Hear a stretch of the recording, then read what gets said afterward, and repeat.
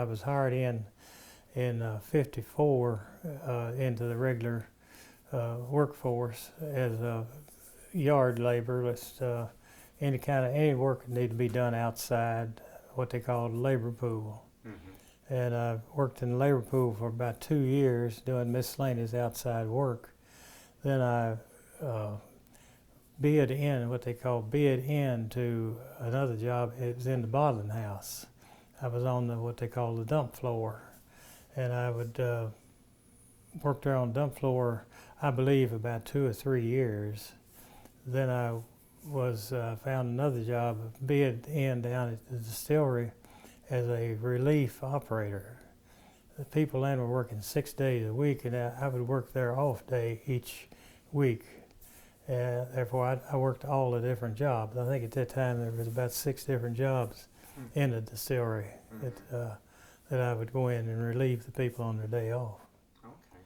So I stayed there with that job until approximately 59, and then I went they made me distillery supervisor at that time. I was on the night shift.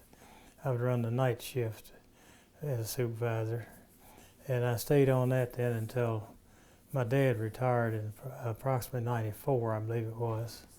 And no, it was 74. He retired in 74, and then I took his place and stayed there until 92. Distillery, yeah. I was running the distillery with Booker. Booker at that time, of course, they had started the Boston plant, and my dad had helped Booker to get the Boston plant going. He was running the Boston plant. When my dad left, that put Booker more or less in my dad's place, and I worked with Booker. I ran the Clermont plant, and he was over at both plants, but I was a regular distiller there at the Clermont plant.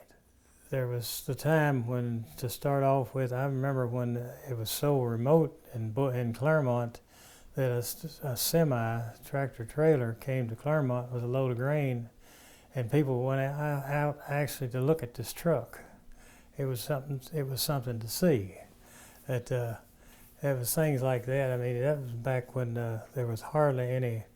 The roads weren't much here. It was before interstates, and sometimes a truck would come in and he'd send word over to the distillery that they couldn't make it up the hill over here on the old road before they reworked it. They'd have to send another truck over to help pull that one grain truck over the hill. So it started out like that to where the point now they have trucks coming in daily, probably as much as 15 trucks a day coming in.